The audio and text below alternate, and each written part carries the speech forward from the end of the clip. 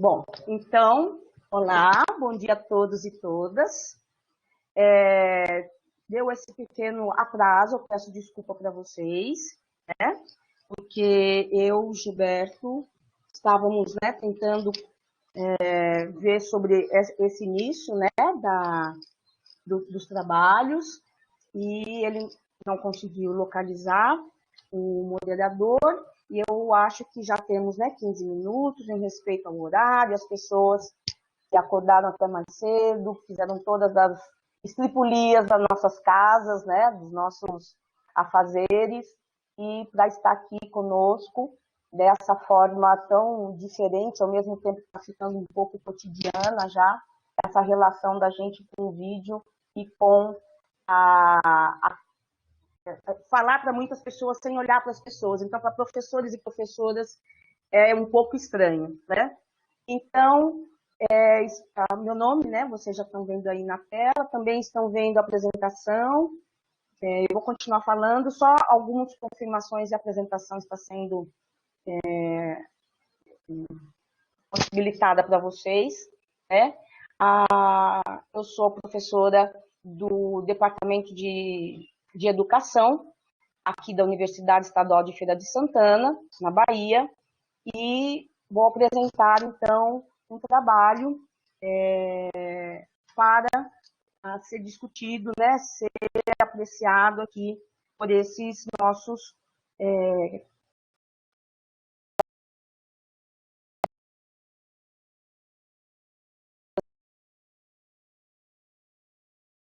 professoras, pesquisadores e pesquisadoras. A minha ideia, então, eu fiz, né, um texto que eu enviei para aqui a nossa apreciação, e vou, então, lendo um pouco esse texto para que nós depois tenhamos a apreciação, né, as conversas que vocês forem aqui nos apresentando, certo?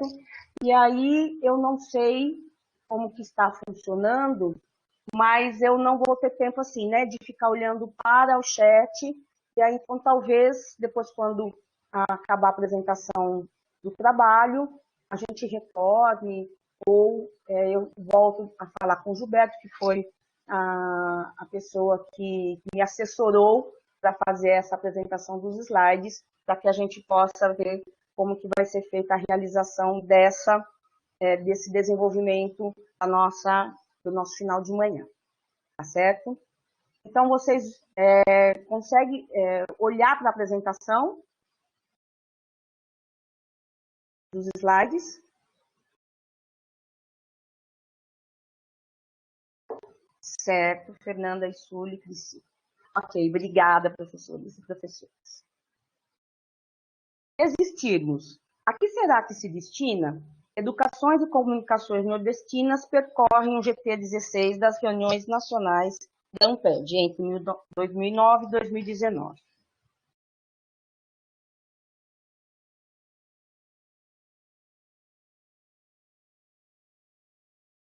Um haikai de Nelson Preto. E-mails trocados, informações compartilhadas. Ixi, nordestinidades, educações e comunicações em profusão. Timos e resistimos, mas a quem será que se destina? Como resistir a tantos encantos? Quantos cantos estariam disponíveis para que eu conseguisse percorrer o tema inserção social e internacionalização no campo do Grupo de Trabalho 16, Educação e Comunicação no Nordeste, que me foi apresentado pela organização do 25º EP. De Jangada leva uma eternidade, de Saveiro leva uma encarnação. Já que estava encantada com os cantos, me agarrei aos ritmos de Gil em Parabólica Amará e me propus a ver e sentir os tempos que levaria para abarcar a emenda dessa temática, também me apresentada pela organização do evento. Eis a emenda. Estudo dos impactos e perspectivas das produções dos programas da área de educação do Nordeste no campo do GT16, relacionados à inserção social e à internacionalização no contexto de resistência. Estamos a dançar com jangadas e saveiros, pressupomos a existência de mares que nos permitam percorrer, mas no mar dos pixels, algoritmos e arquivos e tantas outras invenções humanas, praticamente nada encontrei referente aos textos apresentados e publicados nas reuniões regionais do EPEN.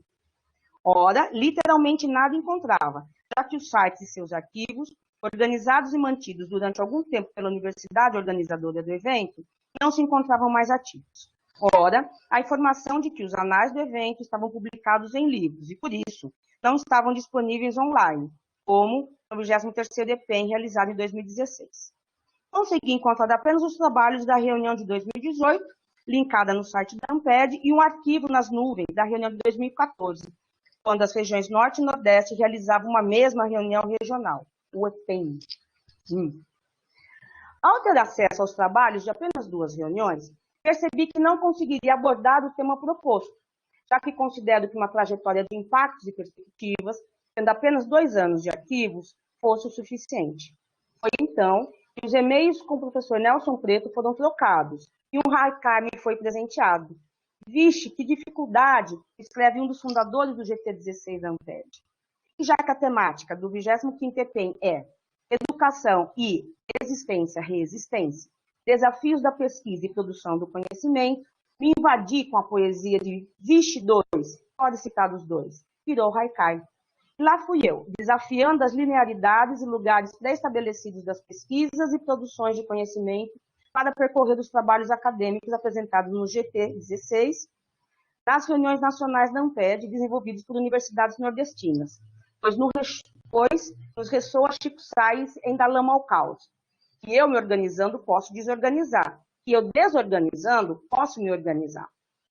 Assim, inspirada, fui ao portal da Amped e mergulhei em busca de trabalhos apresentados por pesquisadores de instituições de ensino localizadas no Nordeste a partir da 32ª reunião anual de 2009, ao considerar que um tempo de 10 anos seria indicativo de percursos a serem explorados nesse texto. No total, foram encontradas 20 apresentações no período assim distribuídas. 3 trabalhos em 2009, 2 em 2010, 2 em 2011, 2 em 2012, 2013, não houve apresentação, 5 em 2015, 3 em 2017 e 3 em 2019. Ao olharmos para as instituições de ensino que possibilitaram essas pesquisas, a UFBA é a universidade mais presente, com 7 trabalhos apresentados e outros 3 em parceria com outras instituições, UBRA, UNIT e outras, perfazendo a metade dos textos apresentados nesses 10 anos. Ainda na Bahia, uma pesquisa teve a UFS como proponente, enquanto os demais trabalhos se espalham por outros estados. 4 no Ceará, com a UFC, 2 em Pernambuco pela UFPE, 1 na UFPB e 2 exclusivamente no Sergipe, com a UFES e a UNIT. Já iniciamos, assim, uma rota em movimento por alguns estados do Nordeste. Percorrer esses 20 textos também me possibilitou uma viagem pelas minhas aulas durante esses anos que trabalho em instituições públicas baianas de ensino superior. Em abril de 2009, chego na UESC, como professora pesquisadora bolsista, e em 2010 presto o concurso e tomo posse na UFES, onde estou até hoje, no Departamento de Educação, e desde 2011, professora permanente do quadro do Programa de Pós-Graduação em Mestrado da UFES. Atravessada por versos, ideias e contentamentos de tantas educações, e ruas, e alunos, e escolas, e imagens, e filosofias, e culturas, e perambulando pelas memórias e afetos, nuvens e pixels, encontra a convocação, em 2 de junho de 2002, para os candidatos aprovados em concurso público, que é a disciplina que eu tomei posse, Novas Tecnologias da Comunicação e da Informação em Educação, e Introdução à Educação. Ressalto que, ao tomar conhecimento da matéria em 2009, pensei de imediato, tomara que os pontos se refiram à introdução à educação, porque se for da outra temática, me danei. Se não me imaginava ministrando aulas sobre a temática, o que poderia pensar eu sobre um trabalho encomendado para uma reunião regional da Amped? Leve e suave, como nos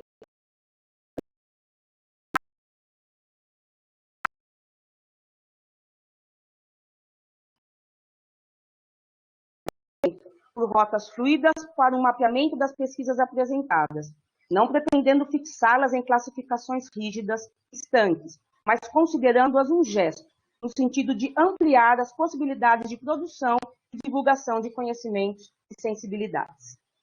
Uma citação: mapear alguma coisa é importante para que possamos conhecê-la melhor. E isso pode servir para uma mera satisfação da curiosidade, por certo, mas não só. Ao mapearmos um território, a área, um campo geográfico ou teórico, além de o conhecê-lo melhor, começamos a ter novas possibilidades, já com um plural mais pleno, de navegar e transitar por esses espaços.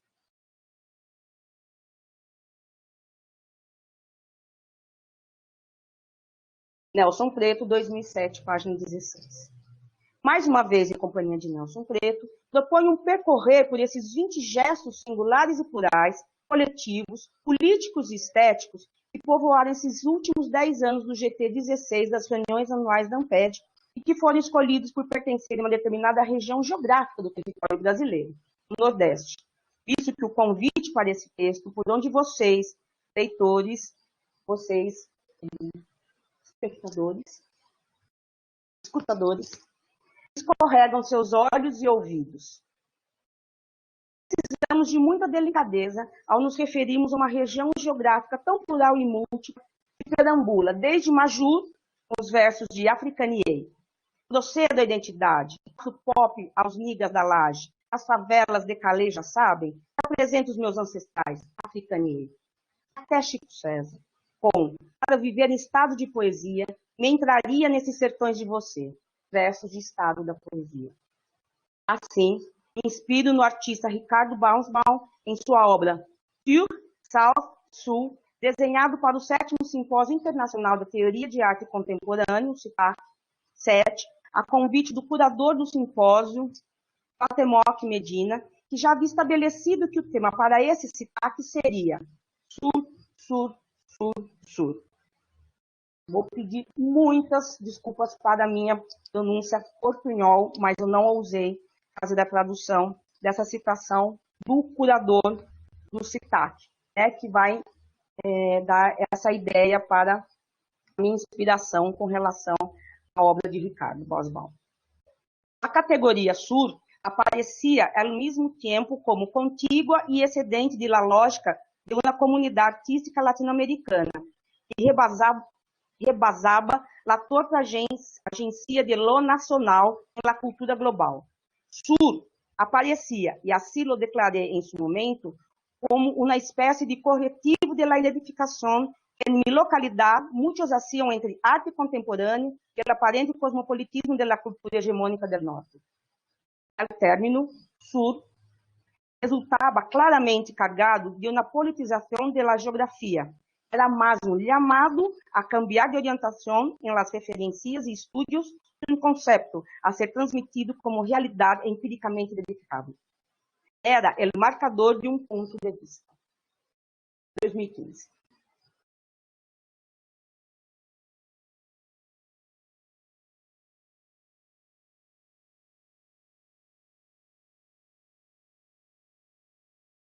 A ideia de ampliar muito mais os sentidos e as potências de um ponto cardeal acompanhou Baumsbaum no movimento de criação da imagem mapa, nos apresentando que ele pretende, com seu artefato, provocar um pensamento para além, constituir outras paisagens, outros cenários imaginários, não somente para encontrar lugares, mas, sobretudo, para localizar-se.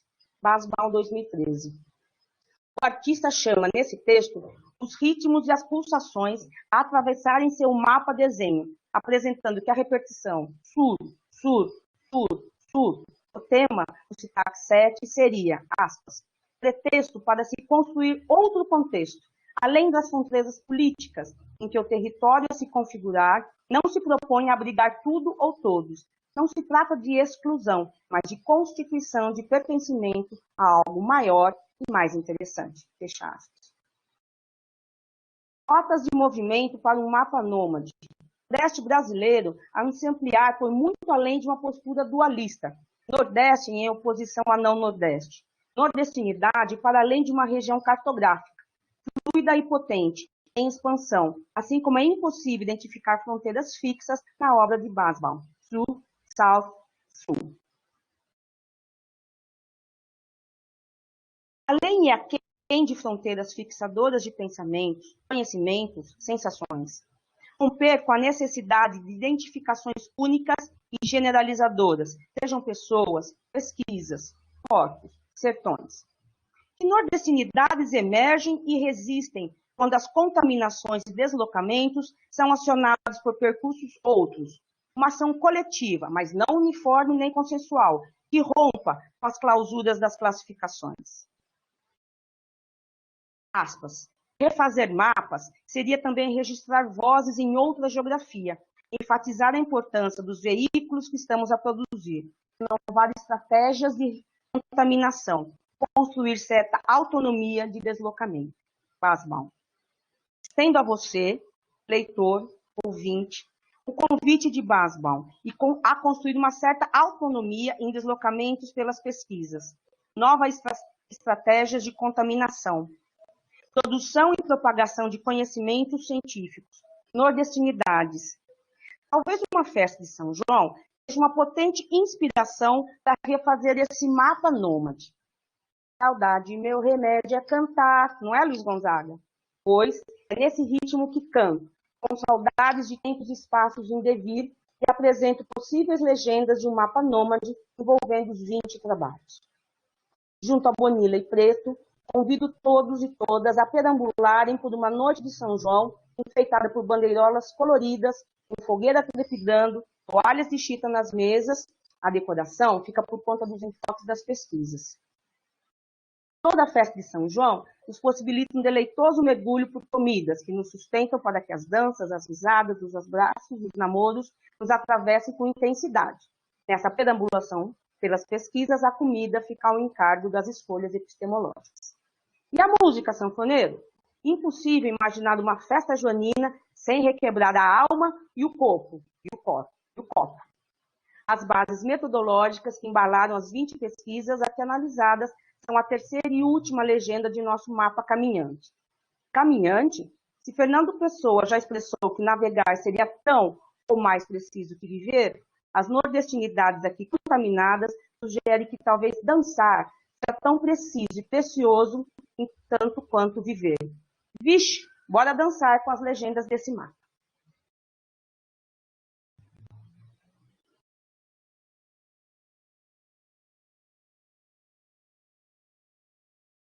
No enfoque das pesquisas, eu vou falar sobre 3 subgrupos. Né?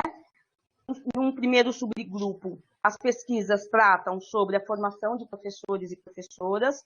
Num segundo, sobre as TIC nas escolas. E num terceiro, as TIC fora das escolas e o cinema fora das TIC. Então, nesse primeiro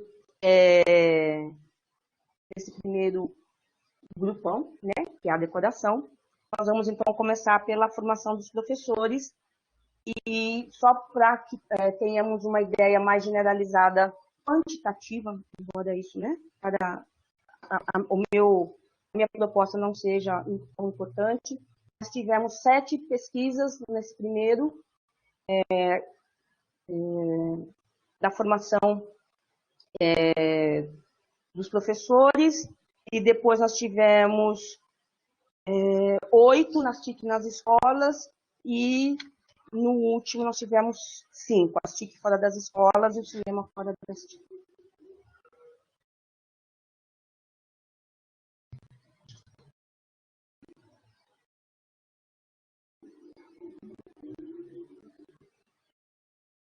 Então, da formação de professores, né, ainda tivemos alguns subgrupos. Eu fui tentando fazer algumas aproximações que nos possibilitassem um pouco entender, né, essa grande quantidade dos trabalhos. Desses 7 trabalhos, então, um primeiro, né, mini grupo, seria composto por Santos e Linhares Ferreira, Santos 2011 e Linhares Ferreira 2012, onde é abordado o levantamento de perfil de professores em espaços escolares durante momentos de encontros com esses profissionais da educação. Santos, 2011, não especifica a cidade que se desenvolve a pesquisa, enquanto as outras pesquisadores especificam o local, o núcleo de Itabaiana, no questões de pesquisa nessas duas são muito próximas, já que ambas destacam a identificação das dificuldades docentes com as TIC presentes na escola. De forma muito próxima, nos dois movimentos, aponta-se que os professores apresentam muitas dificuldades com o manuseio do computador, assim como a importância da formação continuada com o processo inerente ao fazer docente perante as modificações provocadas pelas TIC nas escolas. O segundo grupo foi identificado em pesquisas que centram suas preocupações nas interconexões entre a escrita e as ressonâncias na prática docente. Raumann Bonilla, 2009, debruçam-se sobre a prática docente a partir de blogs escritos por professores, enquanto Couto, 2015, detém-se sobre escritas de professores na rede social Twitter. Embora os trabalhos foquem sobre escritas compartilhadas através de espaços online, as pesquisadoras Raumann Bonilla centram suas atenções no exercício da escrita como potencialização das reflexões dos professores sobre suas vivências e em práticas docentes, enquanto Couto, ao acompanhar postagens de professores no Twitter, prioriza seus olhares na construção de estratégias de visibilidade e ações docentes. No entanto, ao tecerem suas considerações analíticas acerca das escritas, é extremamente interessante como, em ambas as pesquisas, o foco recai na socialização do coletivo em aproximação com as vivências das práticas docentes. Para um terceiro grupo de trabalhos, o foco recai na vivência da prática docente, seja na potencialização da formação de professores junto ao uso de smartphone no contexto escolar, Silva, 2015A, de percursos de professores por entre espaços-tempos interrelacionados às práticas da cybercultura, Veloso Bonilha, 2015, como de um relato de ação formativa baseada na gamificação, Figueiredo Junqueira, 2017. Interessante notar que são trabalhos recentes envolvendo uma temática tão cara ao campo da educação, seja como temática nas disciplinas dos cursos das licenciaturas e pedagogia, quanto nas pesquisas e em educação. Embora os trabalhos apresentados na reunião da Amped de 2015 versem sobre a vivência dos professores com artefatos midiáticos inseridos na cybercultura, uma diferença de acompanhamento desses elementos. Enquanto Silva, 2015A, aponta o compartilhamento como dimensão-chave para o desenvolvimento de uma ampliação das TIC junto aos movimentos de ensino-aprendizagem com smartphone, com professores de um núcleo de tecnologia educacional, Veloso Bonilha, 2015, tem o conceito de atos do currículo, a lhes acompanharem por lugares, conexões, espaços-tempos, nas palavras das autoras, que 3 professores percorrem para tentar entender o processo criativo desenvolvido em uma escola pública de educação básica.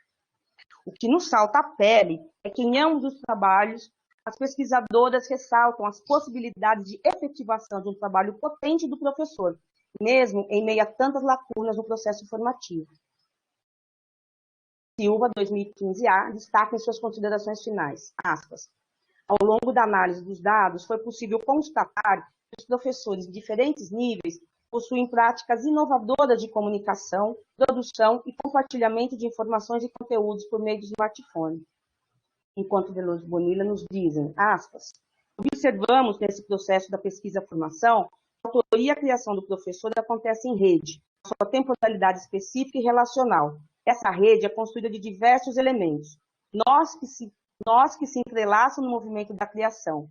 Entre eles, destacamos móveis internos e externos, os recursos, as relações culturais, a memória, os acasos, a formação colaborativa, os saberes docentes. A pesquisa mais recente, diferentemente das demais, apresenta o relato de uma formação docente continuada com professores baseado no delineamento crítico, complexo e abrangente da gamificação.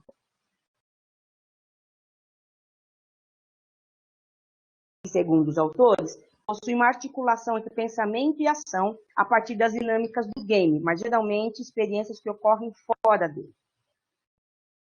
Ao final dessa forma, aspas, a formação docente desenvolvida no contexto do estudo aqui relatado abriu espaço para essa variedade de abordagens articuladas nos campos de estudos dos jogos e da gamificação.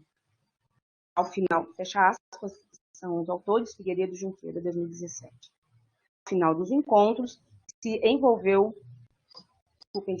Ao final dos encontros, que envolveu professores formadores de uma escola de formação idealizada por técnicos da Secretaria de Educação do município de uma região metropolitana, esses professores jogadores em equipes, planejaram atividades gamificadas, conferindo outros sentidos e sustentações de suas práticas correntes, ampliadas pelo suporte teórico da gamificação.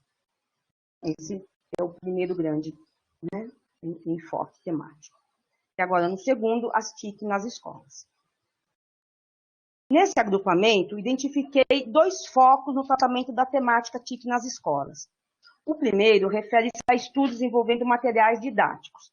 Caiado, 2010, é a única pesquisadora desta subseção que não envolve os estudantes em sua pesquisa, já que se preocupa com os livros didáticos aprovados pelo PNLD 2005-2008, visando compreender o fenômeno das TIC no âmbito escolar, objetivando identificar se e quais conteúdos digitais são abordados ou propostos para serem ministrados pelos docentes.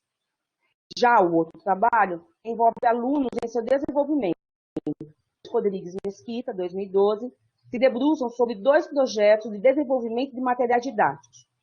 O estudo Remix, englobou um processo colaborativo entre professor, monitor e alunos para a construção de uma nova interface web e a seleção crítica de conteúdos hipermediáticos da internet, enquanto o outro, o Interactus, compreendeu a seleção e o compartilhamento de conteúdos online por meio do ambiente Google Sites, a partir de eixos temáticos sobre mídias na educação e a Web 2.0. Ambos os projetos foram desenvolvidos com estudantes de graduação. Os demais trabalhos presentes nessa subseção apresentam o cotidiano escolar como foco principal. O agrupamento envolvendo as pesquisas de Junqueira, 2009, Cavalcante Castro Filho, 2015, Pereira Ferreira, 2019. Centram suas preocupações acadêmicas diretamente no processo ensino-aprendizagem de alunos de escolas públicas frente a artefatos tecnológicos. Laptop, computador e escrita nas 2 primeiras pesquisas, Junqueira 2009, Cavalcante Castro Filho 2015, smartphone e memes na última, que é Ferreira 2019. Junqueira 2009 documenta, aspas, que o uso de computadores na escola limitava a aprendizagem dos alunos, ao invés de potencializá-la. Mais especificamente, o uso de computadores no laboratório de informática dificultou e até mesmo bloqueou o ato de escrita de alunos. Fecha aspas.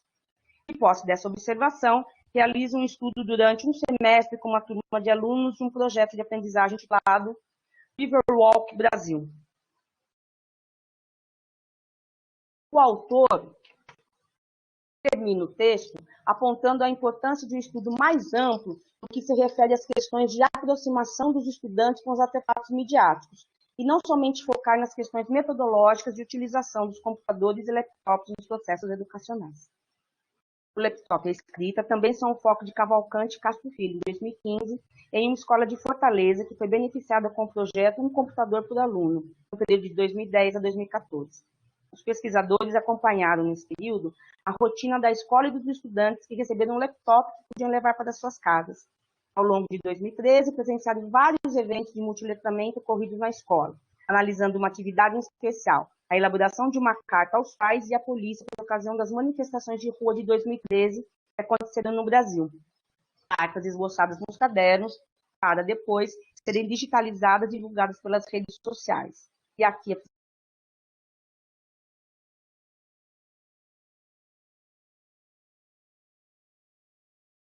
ensino-aprendizagem, Pereira Ferreira, 2019, aborda um smartphone e alguns aplicativos para a produção de memes. A pesquisa foi realizada em uma escola da rede pública de Sergipe com uma turma de primeira série do ensino médio. Os pesquisadores concluem que a experiência foi muito proveitosa para os estudantes. Se organizaram em grupos, criaram regras coletivamente para a postagem dos memes na rede social Instagram, além de produzirem e se expressarem sobre as discussões ocorridas na sala de aula. O referido texto não apresenta nenhum meme produzido pelos alunos. O segundo agrupamento, composto por Silva Couto, 2010, Cordeiro Bonita, 2017 e Aragão Castro, 2019, interessam-se por outras dimensões dos estudantes perante as TIC que não se concentram no processo de ensino-aprendizagem. A pesquisa de 2010 foca o levantamento de perfis dos estudantes do Centro de Ensino Médio. Cordeiro e Bonita, 2017, focam as vivências espaço-temporais com estudantes de 6 escolas públicas, enquanto o trabalho mais recente foca sobre o estudo da plataforma Monitorando a Cidade em escolas de Santarém, no Pará, onde monitoramento da merenda foi realizado pelos próprios estudantes. Silva Couto, em 2010, apresenta os resultados de uma pesquisa intitulada Corpos Híbridos em Mentes Diáfanas, as tribos urbanas no universo escolar de Palmas e suas interações com as tecnologias da informação e da comunicação, realizada nos anos 2006 e 2007, com as tribos insertas no Centro de Ensino Médio de Palmas. E o objetivo geral desse estudo foi analisar as interfaces entendidas como processo de interação das tecnologias digitais e tribos urbanas na contemporaneidade escolar. Fecha aspas. A preocupação dos pesquisadores recai sobre aspectos sociológicos que envolvem os jovens e suas conexões com os aparatos das TIC, assim como a produção de conhecimento e desenvolvimento coletivo no que conceituam como tribos urbanas. E conclui que, abre aspas, tipologias distintas de jovens circulam no cenário escolar, convivem com as ofertas das políticas educacionais e formativas e negociam mais sentidos e significados da cultura digital em suas vidas. Outra pesquisa, que foca sobre as relações cotidianas dos jovens e as TIC, nos é apresentada por Cordeiro Bonito. Junto às escolhas epistemológicas que realizam, as pesquisadoras mergulham nos cotidianos dos estudantes, dos funcionários, professores e equipes de gestão das escolas e identificam as mudanças de vivências, percepções e sensações que as TIC provocam em cada grupo de pessoas. Visam as potências do conceito de mobilidade digital, como essas movimentações perpassam de formas diferentes, principalmente professores e alunos, e como, em algumas vezes, como foi identificado na pesquisa em questão, não há uma aproximação de sentidos entre tais professores. Com as escolhas epistemológicas, estou na comida da festa. Nessa última década, podemos identificar que apenas um trabalho dentre os 20 aqui percorridos não aborda alguma dimensão das TIC, seja nas mais variadas dimensões na formação de professores, no processo de ensino-aprendizagem, em ensaios propositivos de conceitos estipulados para as áreas das mídias digitais, em levantamentos de perfis, em análise de situações do cotidiano escolar e não escolar, e até de políticas públicas fora do Brasil. Como pudemos identificar na sessão anterior, somente Silva, 2015b, aborda as questões do cinema e educações informais na Paraíba, existindo uma imensa gama de possibilidades que atravessam educações e comunicações para além e aquém das TIC. Será que não seria interessante nos assustarmos, assim como John, ao bradar, ó, admirável mundo novo? Outra ausência que podemos identificar e que Preto, 2007, já havia explicitado quando faz um percurso analítico histórico sobre o GT16, refere-se à educação à distância. No que concerne às pesquisas que abordam as relações envolvendo software livre e as licenças abertas, temos apenas um trabalho, Castellanos Aguirre e Preto, 2019.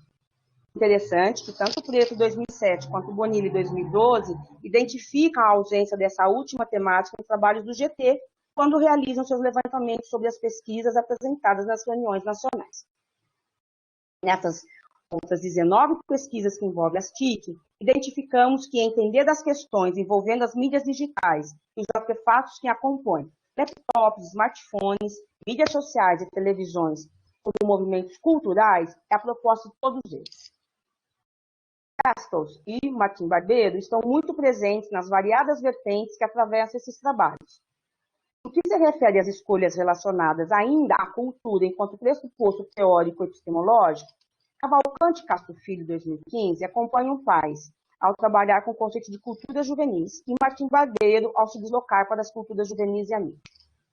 Silva, 2015, propõe a cultura da participação a partir de Jenkins e Shirkin, enquanto Sabatini, 2011, também acompanha Jenkins, mas enfocando a cultura da convergência. A temática cultura, atravessada pela juventude enquanto categoria analítica, está também presente em Silva e Couto, 2010, quando se refere às tribos urbanas fundamentadas em Mafisol. Sabe a cultura e suas características de dimensões é a categoria mais presente quando identificamos os contextos das pesquisas. Pierre Levy é o mais citado para fundamentar tais propostas, enquanto Nelson Preto é o pesquisador brasileiro mais citado quando as pesquisas querem apresentar seus pressupostos epistemológicos ligados às concepções de saberes, educações e conhecimentos plurais, conectados e em rede. Trabalhos que trabalham com essa fundamentação. Ferreira e Preto, 2009, Raul e Bonilha, 2009,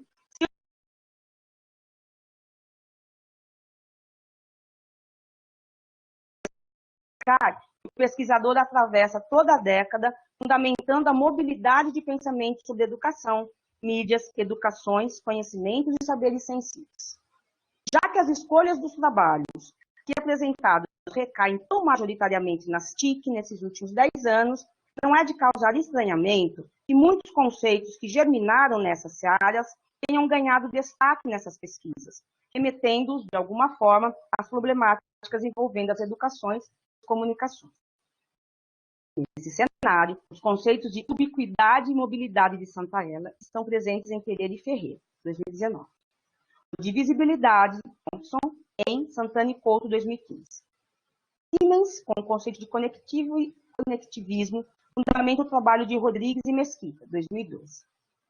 A discussão sobre a superação da lógica proprietária para fundamentar a discussão sobre acesso aberto nas políticas públicas da Venezuela, em Castellanos Aguirre e Preto, 2019, baseia-se em Ball, enquanto em Aragão e Ville, 2019, identificamos, também relacionada à gestão pública, a análise de uma plataforma online, ou monitorando a cidade. O conceito de gamificação, baseado em Lee Hammer, está presente em Figueiredo e Junqueira, 2017, focado para a formação de professores. Algumas pesquisas presentes nesses 20 trabalhos escolhem conceitos não diretamente atrelados às TIC, mas que foram desenvolvidos para ampliar as discussões e proposições atreladas às educações. Sabatini, 2011, se apoia em Kensky para apresentar a indissociabilidade entre práticas da comunicação e da educação. Assim como Cavalcante e Castro Filho, 2015, reportam-se as ideias apresentadas no documento manifesto do New London Group, baseadas no design linguístico para propor a pedagogia do multiletramento. 2015A, chama a atenção para a cultura do compartilhamento, onde relaciona para uma pedagogia do compartilhamento. Como não poderia deixar de acontecer, muitas escolhas desses trabalhos repousam em dimensões epistemológicas muito caras ao plano educação. A formação de professores, junto a Nova e Chon, juntamente às discussões sobre a escrita na formação docente, Bonilha 2015, estão presentes em Raum e Bonilha 2009. O conceito de cotidiano dissertou o local do praticante está em Cordeiro e Bonilha, 2017, enquanto Macedo e os atos do currículo dão sustentabilidade à pesquisa de Veloso e Bonilha, 2015. A música, bases epistemológicas. Embalada pelas escolhas metodológicas, vamos terminando essa toada pelas pesquisas apresentadas nas reuniões nacionais da Amped, nesses últimos 10 anos, 2009 e 2019. Somente Neves, 2017, Caiado, 2010, na verdade, eu também não sei o que está acontecendo, porque aparentemente a internet não cai. É alguma coisa que... Desculpem mais uma vez. Então, terminando as bases metodológicas, é aí que eu estou. Agora, eu tentei ficar olhando para vocês, eu acho que eu identifiquei a tempo. A pesquisação é proposta em Pereira, 2019, junto a Barbier e Tiolan, enquanto Santos, 2011, com Tiolan e Elian. O método indiciário de Gisberg está presente em Cordeiro e Bonilha, 2017, Santana e Couto, 2015, é o único trabalho que tem como escolha metodológica a etnografia. O processo de encontro com professores em momentos de formação docente está presente em dois textos que identificam como base metodológica. Figueiredo e Junqueira, 2017, com a fundamentação da gamificação, Veloso e Bonilha, 2015, acompanhados pelos conceitos de ato do currículo. Ambas explicitam a perspectiva etnográfica. Além desses dois trabalhos, Rodrigues e Mesquita, 2012, Cavalcante e Castro Filho, 2015, também identificam essa mesma perspectiva, e Junqueira, 2009, se apresenta com pesquisa etnográfica baseada em dados.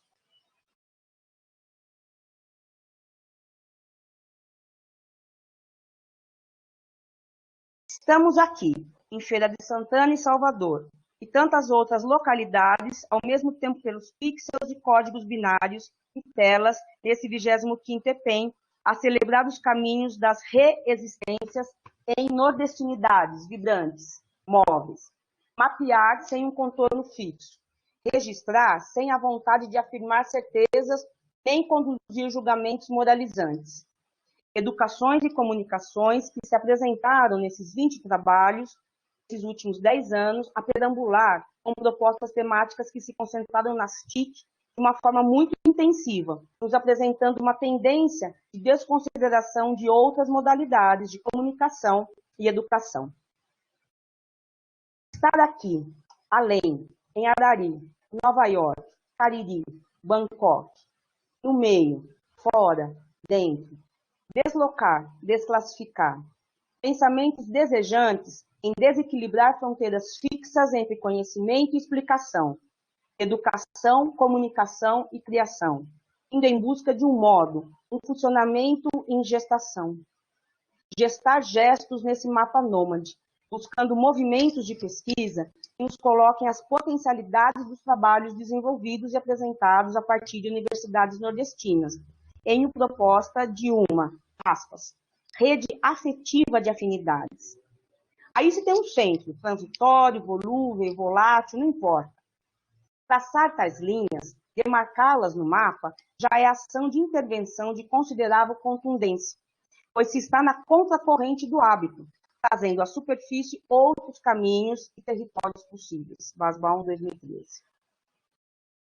Santarém, Palmas, capital e interiores da Paraíba, Itabaiana, tantas outras cidades inominadas pelas necessidades das regras de anonimato e respeito ético às pessoas, escolas e outras instituições envolvidas nas pesquisas. Caminhos e territórios que se expandem, se dobram e se desdobram nas potências das ideias propositivas dos pesquisadores e das pesquisadoras envolvidas. Uma rede afetiva e efetiva que se expressa nesse EPEM, tão igual e tão diferente como é a nossa vida cotidiana. Um dia tão igual e tão diferente do outro. Pesquisadores e pesquisadoras que estão no Nordeste, que também são o Nordeste. Afinal, quem somos nós, além de tudo? A trajetória atravessada nesse texto, em companhia de tantas músicas, sensações, versos, danças, conhecimentos, saberes, educações e comunicações. Deixo o convite de Rosa Fischer a nos embalar em ritmos e festas e hibridizações e pesquisas. A proposta de Machado, que é Arlindo Machado, na obra Máquina e Imaginário, de 1996, é bastante desafiadora. Configura-se como um convite a que sejamos poetas dos meios tecnológicos, que nos entreguemos a subverter a função da máquina, exatamente na contramão do próprio projeto daquele recurso tecnológico. Sejamos inventores, questionemos os padrões de cada nova forma de comunicação. Coloquemos sob suspeita todas as generalizações de salvação ou de pessimismo, ambos vestidos de humanismos pouco convincentes, carentes de uma argumentação sólida, e que convidemos o outro à criação. A quem será que se destina se o futuro não tem bordas? Afinal, existimos. E que reexistamos. Desculpem as quedas, os levantamentos. Esse foi a proposta para a gente discutir o texto.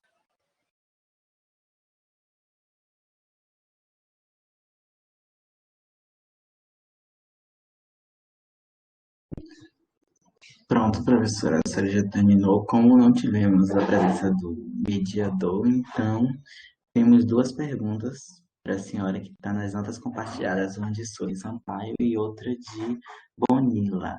A senhora gostaria de ler mesmo e responder ou que eu leia e a senhora responda? Qual a opção a senhora acha mais viável? O microfone está desligado, não consegui ouvir. A senhora falou. Desculpa, estão nas notas compartilhadas essas questões? Sim. Eu acho que você pode ler, assim as pessoas também escutam, né? Eu acho que fica mais interessante. Você lê e aí eu eu respondo, né? Eu acho que fica melhor para as pessoas, tem pessoas que estão só ouvindo, né? Pronto, perfeito. A primeira pergunta foi de Sully Sampaio. Ela falou: grata pelo trabalho, professora, pelo esforço em chegar nessas pesquisas. Mas só a título de curiosidade, gostaria de saber por que foi feito esse recorte da pesquisa do Nordeste a partir da ANPED Nacional. E as pesquisas apresentadas no EPEM, foi feito um mapeamento? Muito no comecinho do texto, desculpa, eu perdi o nome da pessoa que me perguntou. Sully Sampaio. Sully Sampaio. Ah, Sul. Sul ou Sueli, desculpem. Logo no comecinho do texto, a justificativa foi o seguinte: eu olhei para os registros dos textos dos EPEM, desde a época, inclusive, que era EPEM Norte e Nordeste, e eu não encontrei, né? Então, alguns apresentaram problemas e que as universidades, que são as propositoras e organizadoras dos EPEM anteriores, né, desse nosso atual, é a UFBA. Então, nós temos toda uma organização desses textos, vão ser disponibilizados no site da ANPED. Então, os EPEMs, eles me apresentaram muitos problemas, eu só conseguia localizar 2 EPEM, né, para que eu pudesse mergulhar nesses trabalhos. E aí eu achei que dois registros não iam me dar ideia para apresentar, né, algo mais consistente aqui para vocês. E foi por isso, então, que por falta desses registros sistemáticos de todos os EPEM, né, é que eu fiz a escolha epistemológica de ir para o nacional, no nacional localizar pesquisas produzidas pelas universidades nordestinas.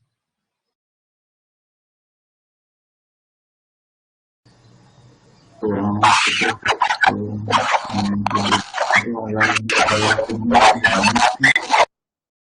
antes das pessoas proporam aqui no bate-papo público, delas mesmas ligar o microfone para poder debater com a senhora, o que é bom, mas antes disso eu vou ler a pergunta da Bonila, aí a senhora responde, logo após isso as pessoas vão interagir com a senhora mesmo, acho que fica até melhor para a senhora.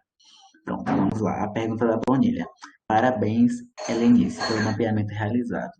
Importante para percebermos que nossas pesquisas no Nordeste abarcam uma gama bastante alargada de temas relacionados à educação e tecnologias.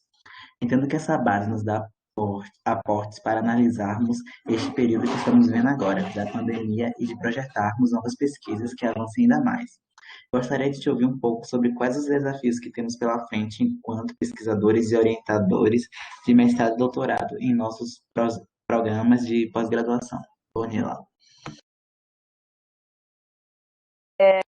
Os nossos desafios, acho que o que aconteceu aqui hoje já é um desafio, né?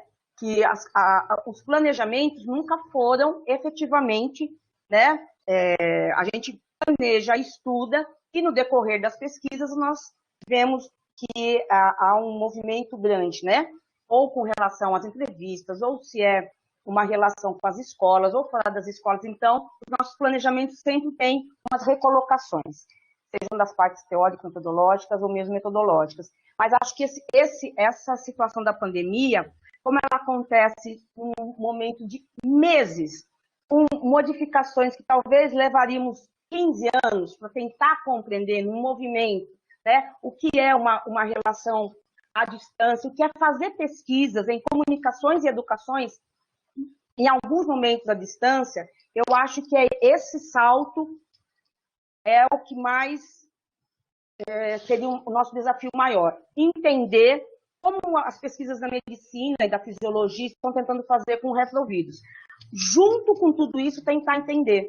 Então, eu acho que o nosso desafio é tentar entender o que nós estamos fazendo, o que nós estamos modificando nos nossos planos de pesquisa, nas nossas relações com os nossos orientandos, orientandas, alunas e alunos, tentar entender isso no mesmo tempo que as coisas acontecem. Porque essa relação que nós tínhamos até fevereiro era nas relações de que, né, aconteciam as coisas davam uma sedimentada e nós estávamos, então, nessas relações de analíticas, sensatoriais, de pesquisa, e eu acho que o maior desafio é esse. Como nos colocamos a estudar de dentro dessas grandes modificações, né? Então, eu vou dar um exemplo que aconteceu hoje, e exemplos que podem, acho que, né, quem está aqui participando, das próprias pesquisas, das próprias relações de produção de dados e das escolas, por exemplo, né, quando as escolas estão.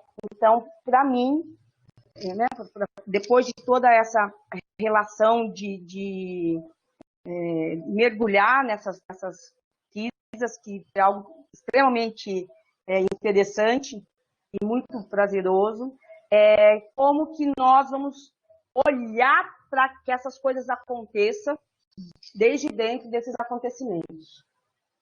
É algo que eu Oi, Helenise, é Bonila, tudo bom, querida? Me ouve? Então, eu acho que essa é uma preocupação, né, que a gente tem e que nos pegou muito sem previsão nesse ano e que nos levou realmente a pensar a partir de dentro. Embora nas tecnologias a gente sempre pense a partir de dentro, porque são tantas as novidades o tempo todo que a gente está sempre pesquisando no calor do acontecimento, né? Não tem muito como fugir disso, né? E realmente essa vivência de mudar os objetos de pesquisa dos mestrandos e doutorandos de um dia para o outro, porque eles de repente não tinham mais campo de pesquisa, as escolas estavam fechadas, não tinham mais para onde ir, né? Então tinha que mudar a base metodológica, tinha que mudar inclusive objetos de pesquisa, então foi um sufoco bastante grande para alguns, né? Mas eu gostaria de ouvir também sobre os nossos próprios objetos, né? Eu acho que nesse contexto de pandemia, nós estamos não só no contexto de pandemia, mas nos 2 últimos anos, 3 anos, nós estamos assolados por novos fatores que estão transformando a educação, né? E eu vou citar alguns que eu acho que são mais relevantes, né? Um deles é a questão da plataformização, né? As plataformas proprietárias estão invadindo a educação pública em todos os níveis, né? Desde o básico até o ensino superior, e a gente está na mão desses dispositivos, desses ambientes, dessas empresas, né, que são empresas com fins financeiros que estão ditando como a gente faz a educação. Inclusive aqui, né, no EPEM, a gente está transmitindo as mesas pelo YouTube, o formulário de presença é no Google, nós estamos dando lá nosso CPF para o Google, ou seja, não há uma atenção, nós não nos preocupamos que os nossos dados estão sendo oferecidos de graça, né? Então, esse é um problema que eu acho que é grave. E outro problema é a questão das fake news, né? A gente ainda não atacou essa temática, né? Porque ela atravessa a educação. Nós temos tantas fake news sobre o processo educativo, sobre o sistema educativo, que a gente precisa pensar nisso. Então, eu acho que essas questões, elas estão impactando e vão impactar muito fortemente a educação, e eu ainda não percebo que a gente tenha se voltado para essas temáticas como objeto de pesquisa nos nossos programas.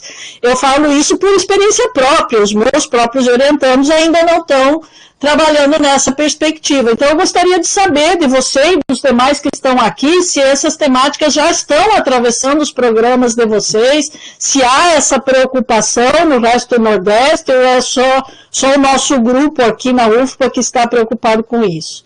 Então, eu gostaria de ouvir um pouquinho sobre isso.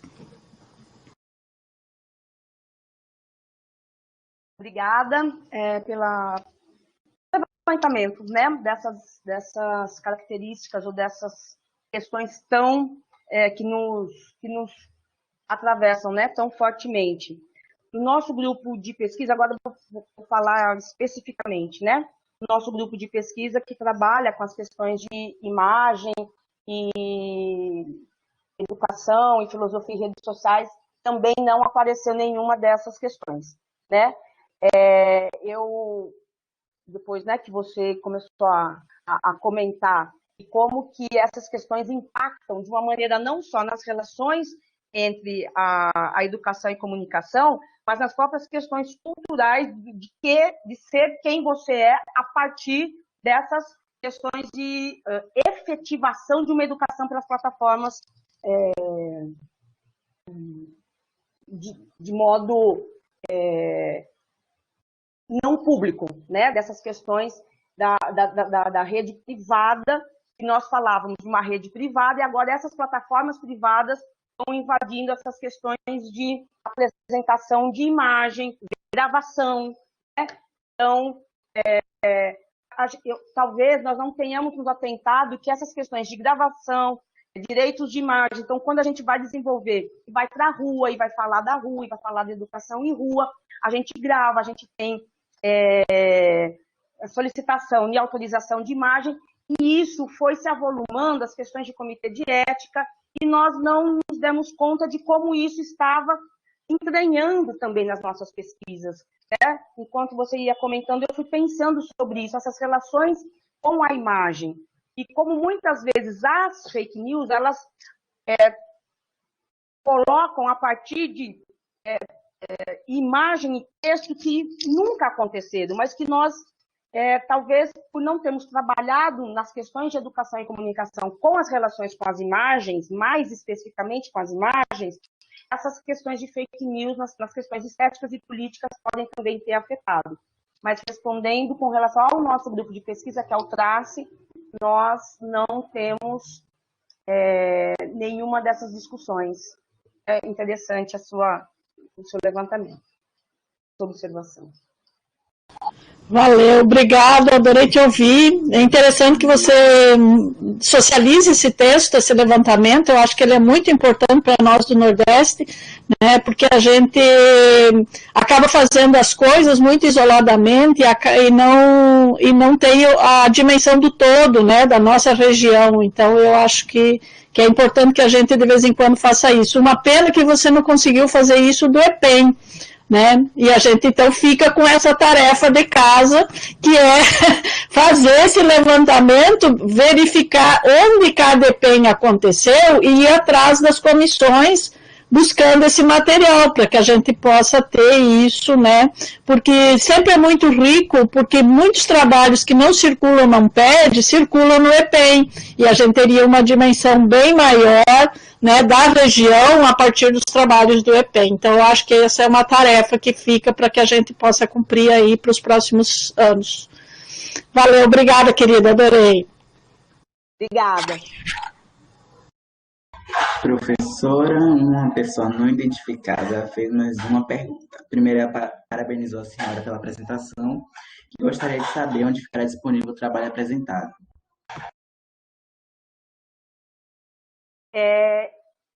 Eu também não sei, porque me foi solicitado, né, a organização do EPEM me solicitou que eu enviasse esse trabalho para a organização, né? Foi o que eu fiz, acho que 1 mês atrás, e depois, né, o EPEM começou a ser organizado. Eu não sei se vai ficar como nas reuniões nacionais, que é aquela plataforma, se não, né, como que poderíamos fazer essa... Eu não sei se vai ter uma publicação, não chegou até mim como que vai ser compartilhado, né? Talvez acho que eu precise, estou à disposição para saber como a gente pode fazer para compartilhar esse texto, sem dúvida.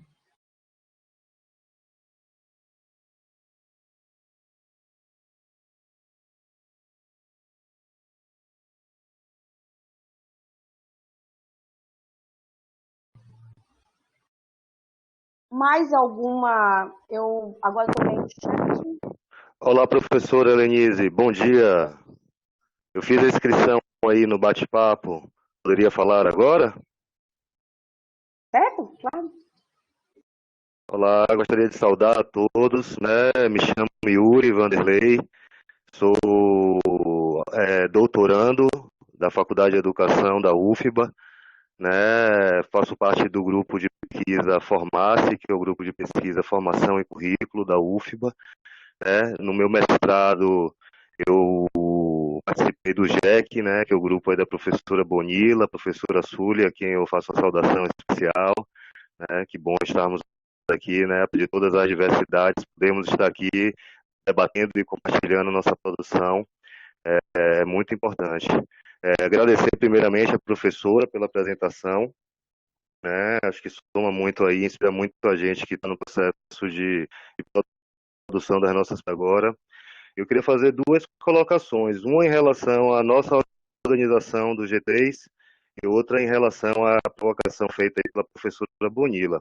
Em relação à nossa organização, né, do GT16 da EPEM, eu participei da reunião de 2018, e algumas questões foram levantadas que tem a ver um pouco com isso que a gente acabou de debater aí, de publicação e compartilhamento das produções do grupo. Eu me recordo que em 2018 foi uma discussão que a gente fez e um encaminhamento que foi tirado, de tentar garantir ao máximo a publicação posterior, tanto dos trabalhos quanto do trabalho encomendado. E eu realmente não consegui encontrar hoje os anais de 2018, e seria interessante que a gente conseguisse garantir, dessa vez, nesse EPEN de 2020, os trabalhos fossem compartilhados, até para que a gente possa produzir mais conhecimento em cima disso, né? Como a professora colocou, ela não pôde fazer o levantamento dos trabalhos regionais porque não encontrou isso disponível. Então, acho que seria importante, né, que a gente saísse em encaminhamento. Eu sei que é complicado para quem lidera esse processo, dar conta de todas as coisas, mas eu acho que, se for o caso, até a gente fazer uma divisão de tarefas e tentar, né, de forma colaborativa, garantir a publicação desses materiais, que eu julgo que são fundamentais. Então, seria essa observação que eu gostaria de colocar em relação à organização do GT. E em relação à provocação da professora Bonila, né, eu tive a experiência, a oportunidade de aprender muito, né, junto com o Jack, que é uma discussão que sempre foi posta dentro do nosso grupo de pesquisa, né, em relação às implicações do uso dessas plataformas privadas. E a pandemia acabou que acelerou todo esse processo, né, professora Bonilla? O que antes era opcional, era um complementar, uma estratégia didática complementar, acabou virando positivo, né? Nossos colegas professores estão sendo, né, obrigados a utilizar as formas para poder continuar suas aulas. E o movimento que se colocou foi de uma forte adesão não crítica às plataformas privadas, né, no discurso que a gente sabe que é frágil, de que elas estão oferecendo aqueles serviços de forma gratuita. Quando a gente sabe que estamos pagando por nossos dados, que esse é um bem muito mais valioso, e a gente está observando todas as consequências políticas e sociais que isso vem decorrendo, de aumento da intolerância, de projetos políticos de extrema direita passando pelas redes sociais, enfim, todas essas ameaças. Atualmente eu sou professor, atuo profissionalmente como docente do Instituto Federal da Bahia, do Campo Jacobina. Na nossa instituição, a gente viveu essa discussão muito forte de qual plataforma tem que ser adotada. O IFBA conseguiu disponibilizar um Moodle, para a utilização dos professores, mas ao mesmo tempo deixou livre a escolha para os professores, utilizarem outras plataformas. E a gente percebe que existe uma cultura já bem posta de utilização dessas plataformas privadas, que são as plataformas que a maioria das pessoas utilizam. E agora, faz parte do meu projeto de pesquisa do doutorado, que eu vou apresentar amanhã, mas também de um projeto de extensão que a gente está desenvolvendo dentro do Instituto Federal da Bahia. É uma perspectiva crítica da utilização dessas plataformas privadas, como se dão os caminhos de tomada de decisão, os atos de que fazem com que essas plataformas sejam adotadas e que a gente acabe mudando, os nossos processos pedagógicos em torno das funcionalidades e das formas como essas plataformas elas nos acolhem. E nesse projeto de extensão, é um curso que vai iniciar amanhã, Apropriações Tecnológicas Livres na Educação Online. grande dificuldade que eu venho encontrando, né, eu e um estudante que está participando desse projeto junto comigo, é de encontrar alternativas, né, encontrar espaços de referência onde se apresentem alternativas de plataformas livres que possam ser utilizadas, né, em substituição a essas plataformas privadas que as nossas instituições estão adotando. Então, acho que é fundamental que a gente consiga, professora Bonilla, reforçando aí essa sua provocação, tanto estimular produções acadêmicas, né, em torno dessa temática, como mobilizar os nossos coletivos e as nossas instituições a nos prover alternativas.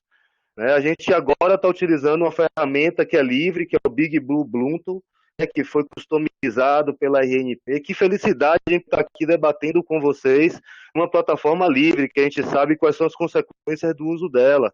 Mas a maioria das instituições hoje, Google Meet, Zoom, que a gente sabe, né, todos os problemas, e eu acho que chega um momento dos nossos coletivos e das nossas instituições, né, nos aliarmos, né, em projetos coletivos, colaborativos, de oferta de plataformas livres e abertas para que a gente possa, né, ter uma alternativa para apresentar aos nossos professores. Eu vou fazer agora uma formação de tecnologia livre. Eles vão nos demandar quais tecnologias eu posso utilizar, eu tenho à disposição.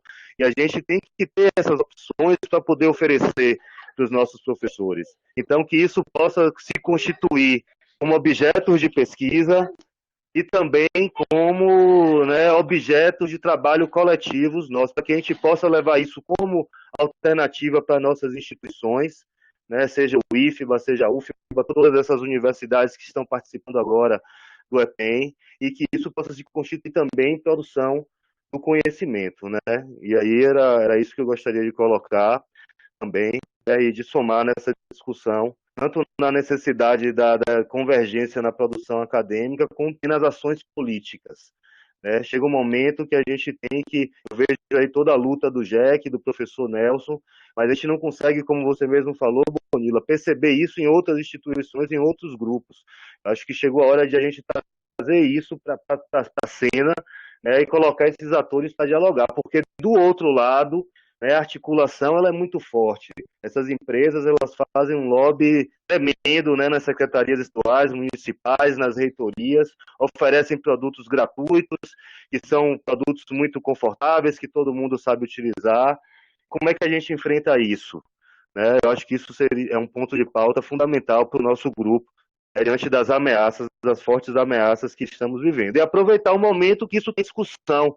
Temos aí um filme, Dilema das Redes, que está todo mundo assistindo, discutindo. É uma grande oportunidade que a gente tem para trazer essa discussão para dentro do nosso contexto de pesquisa e de atuação na educação. Valeu, desculpe aí se eu me alonguei, pessoal, e também desculpa pelo barulho, né? São as intempéries, né, da relação online. Meu filho está por aqui, mas valeu, obrigado. Bom dia aí para todos. Obrigada, Yuri. Foram excelentes observações. E aí, enquanto, né, você comentava essas coisas todas, eu fui rememorando, né, como que o Linux, né, esse sistema aberto, ele foi sendo também um pouco esquecido, e a questão, né, vai craqueando, vai pegando, e não é o Word oficial, e não é... Então, como que, mesmo essa questão, né, das próprias ferramentas que nos disponibilizam, né, quando a gente compra o computador e é o sistema iOS, é o sistema Android nos celulares, então, como essas coisas todas, elas já vêm prontas, então a gente acaba sendo comidos, né, devorados, e a gente não regurgita isso para conseguir. A sua fala foi excelente nesse sentido, né, como que nós conseguiríamos, como temos que conseguir, né, associar essas questões todas e essas relações do privado dentro dessas universidades públicas. Muitas dessas instituições. Posso fazer uma observação sobre isso?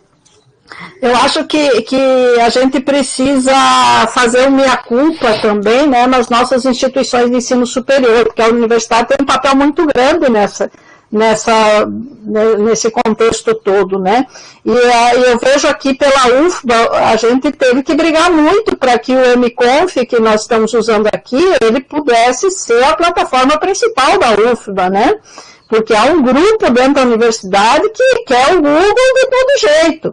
Inclusive, para o semestre suplementar, a gente está usando o Moodle, está usando o MConf, mas tem um grupo que está usando todo o sistema Google. Então, nós temos a universidade dividida, né? E tem outras universidades no próprio Nordeste que estão usando só o Google, só a suíte do Google, né? Então, eu acho que é uma falta de conscientização dentro dos próprios dirigentes da universidade pública, né? Que se voltam para o mercado, aquilo que a gente antigamente falava, né? De privatização por dentro. Nós estamos privatizando a universidade por nós mesmos, então nós não necessitamos de que alguém venha comprar a universidade. Nós estamos dando a universidade de graça para essas plataformas, que nós estamos fornecendo todos os dados institucionais, dos alunos, né, acadêmicos, tudo nós estamos dando de graça para essas plataformas, porque acreditamos que estamos recebendo um serviço gratuito, que de gratuito não tem nada, nós estamos pagando muito caro com nossas informações. Então, eu acho, Yuri, que é isso mesmo, nós precisamos de um movimento ativista. Nós tivemos um seminário da Faculdade de Educação semana passada, e eu falava justamente disso, né, desse movimento ativista que nós desenvolvemos no início dos anos 2000 e que depois acabou morrendo, e que nós precisamos recuperar de alguma forma com novos atores, com novos sujeitos, com novos pesquisadores, com novos alunos, né, porque senão nós vamos sucumbir. Nós não temos o poderio para enfrentar essas grandes corporações, a não ser que a gente esteja todo mundo junto, negando, né, a entrada desses sistemas nas nossas universidades. Então, eu fico muito contente, Yuri, de saber que você está aí na batalha, né, e que é mais um a somar nessa luta que é incansável, que não acaba nunca. Então, parabéns a você também.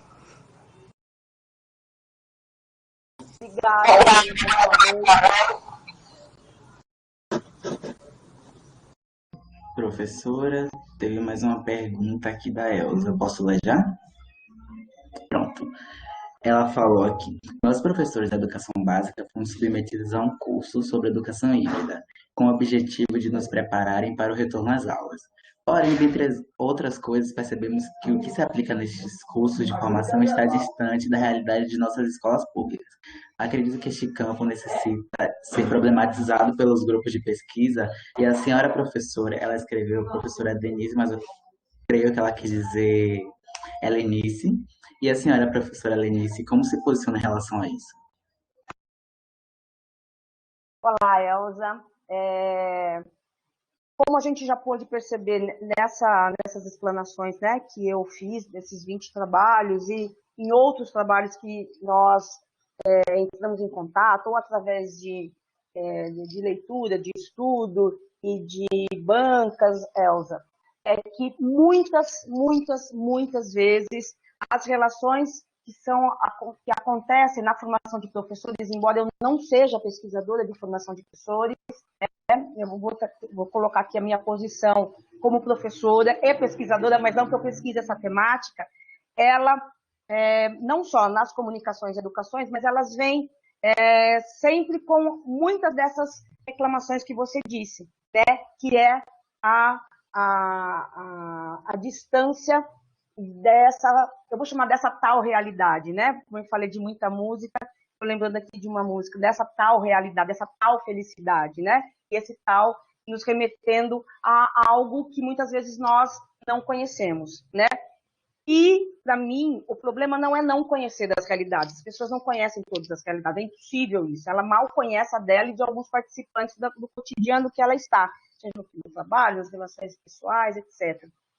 Né? Nas relações coletivas ou individuais. Mas é não tentar saber de outras realidades, não tentar ir atrás de indícios que possam possibilitar que eu comece a ter relações com outras realidades, né? quando eu falo ter relações com outras realidades, não é julgamento de que uma realidade está certa e a outra está errada, porque muitas vezes é isso que acontece em cursos de formação de professores, em cursos de discussão de questões curriculares, discussões de questões didático-pedagógicas, né? Ao invés de abrirmos para os conhecimentos dessas outras realidades e para, a partir desse conhecimento, né, trabalhar sobre uma relação de aproximação e distanciamento, de pesquisação, de formação e deformação, né, de ambos os lados, nós partimos por uma vontade de julgar essa outra realidade, né? E a partir desse julgamento é que nós começamos todo um trabalho de relação. Aí, eu acho que a chance desse trabalho de relação ser interessante fica muito pequena, né? Porque nós não queremos julgar, quer dizer, eu acho que a intenção não seria ter que ser julgada. Como estão determinadas escolas da rede pública para o ensino híbrido? Fazer esse mapeamento, essa relação de tentativa de conhecer uma outra realidade que não aquela de quem planeja esse curso, mas acaba fazendo isso, né? Então, eu acho que não é só nessa, infelizmente, não é só nessa questão que você levanta algo tão importante para as questões de discussões, aproximações entre novos conhecimentos, formação de professores. Né?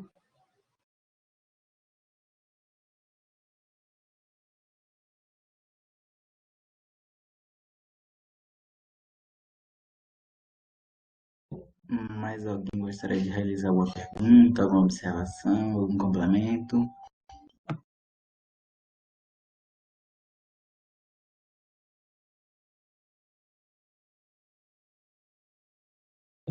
Professora Lenice, não sei se a senhora está lendo, mas está tendo uma espécie de debate no bate-papo público, só que não são perguntas, é um debate sobre o que está falando. Aí eu não sei se eu leio ou se como fica, como proceder com isso.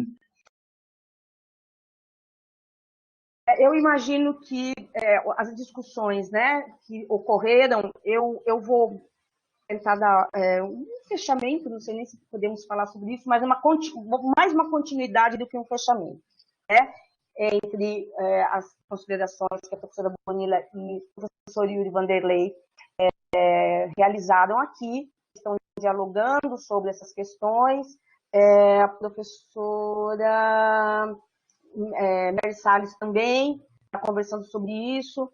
Elza sem problema nenhum, né, de ter confundido, são tantas pessoas e tantas coisas que vão acontecendo. Denise é minha mãe, né? Então, são essas questões sobre essa discussão que eu acho que Bonilla e o Yuri levantaram, são extremamente importantes. Sempre temos que ter uma atenção muito forte nessas normalidades, nessa coisa. Abri o e-mail, abri e tá lá, o e-mail é do Gmail, o Word é do Windows, né? E vai se incorporando como questões normais e que não são, né? Nunca foram. Então, eu acho que essa base da resistência é fundamental. Que resistamos e para que resistemos, precisamos continuar a existir, né? Eu acho que foi um pouco disso também que eu quis falar no meu texto. Com relação a isso, eu quero agradecer demais estar aqui com vocês nesse final da manhã. Desculpa desses meus sumiços aqui, eu não observei, mas que bom que acho que grande parte, né, dessas questões todas que eu quis colocar no texto, vocês conseguiram escutar. Então, muito, muito obrigada mais uma vez.